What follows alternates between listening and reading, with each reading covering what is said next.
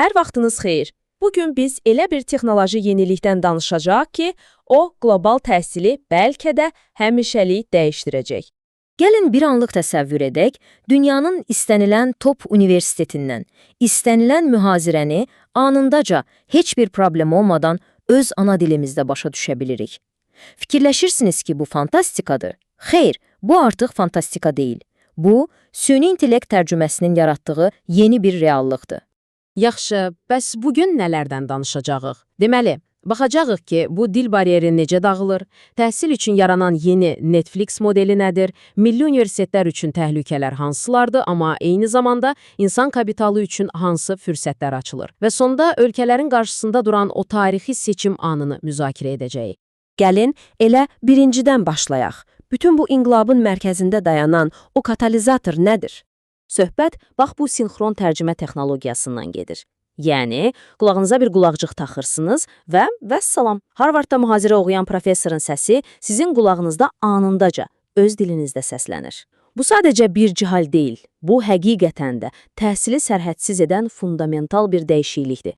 Və ən maraqlısı odur ki, bu texnologiya əslində distant təhsilin ikinci dalğasını yaradır. Yadınızdadırsa, birinci dalğa internetin özü idi. Amma bu ikinci dalğa. Bu, dil bariyerini tamamilə ortadan qaldırır və onlayn təhsili həqiqətən də qlobal, kütləvi bir şeyi çevirir. Yaxşı, bəs bu texnoloji sıçrayış təhsilin iqtisadiyyatını, pul məsələsini necə dəyişir? Bax, bu bizi tamamilə yeni bir modelə gətirir.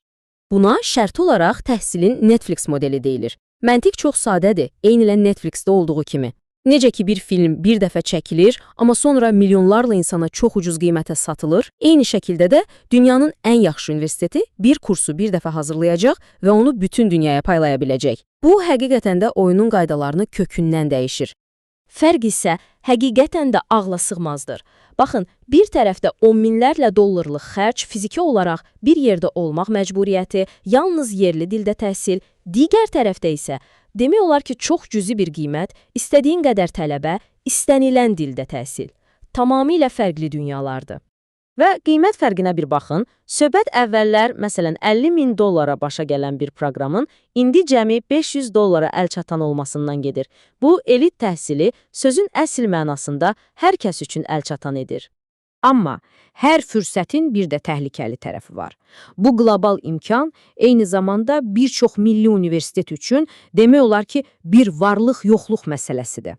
Təhsil eksperti İlham Əhmədovun bu xəbərdarlığı çox ciddidir. O deyir ki, bu təhsil tsunamisi bir çox postsovet ölkəsinin universitetlərini sadəcə silib apara bilər. Düşünün, tsunami sözü işlədilir. Bəs konkret olaraq təhlükələr nələrdir? Baxın, bugünə qədər yerli universitetləri qoruyan əsas qala divarı nə idi? Təbii ki, dil bariyeri. İndi bu divar yıxılanda nə baş verir? Ən yaxşı tələbələr artıq yerli universitetləri seçmir, qlobal platformalara gedirlər, yerli diplomların dəyəri kəsdiyi şəkildə aşağı düşür və yerli universitetlər nə keyfiyyətə, nə də qiymətə görə rəqabət apara bilmirlər. Və burada çox incə, amma strateji bir məqam da var. Tərcümə texnologiyasına kim nəzarət edirsə, o əslində informasiyanın axınına və məzmununa da nəzarət edir. Yəni, hansı terminin necə tərcümə olunacağına qərar verməklə sən həm də ideologiyaya təsir edirsən. Bu, artıq yumşaq güc məsələsidir, geosiyasi bir strategiyadır. Amma dediyim kimi, bu hekayənin yalnız qaranlıq tərəfi yoxdur. Eyni bu dağıdıcı qüvvə digər tərəfdən tarixi bir fürsət də yaradır. Bu texnologiya illərdir dünya elmindən bir növ təcrid vəziyyətində qalmış ölkələr və onların mütəxəssisləri üçün əsl bir körpü ola bilər. Düşünün, dünyanın ən son elmi məqalələrinə, konferanslarına anında çıxış əldə edirsiniz.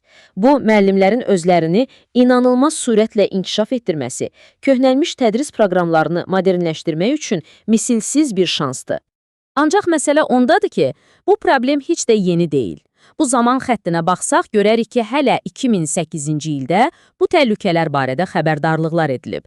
Sonrakı illərdə milli onlayn platforma yaratmaq üçün təkliflər verilib. Amma təəssüf ki, o vaxt prioritetlər başqa idi. Deyək ki, təmir-tikinti sevdası bu strateji addımların atılmasına imkan verməyib.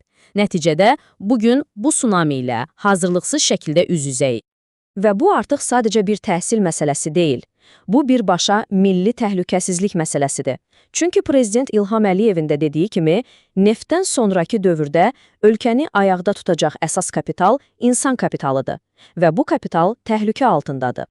Bütün bunlar da bizi gətirib çıxarır son məqama, tarixi bir yol ayrıcına. Qarşıda çox həlledici bir seçim var. Seçim isə iki yoldan ibarətdir və bu yollar arasında fərq çox kəskindir.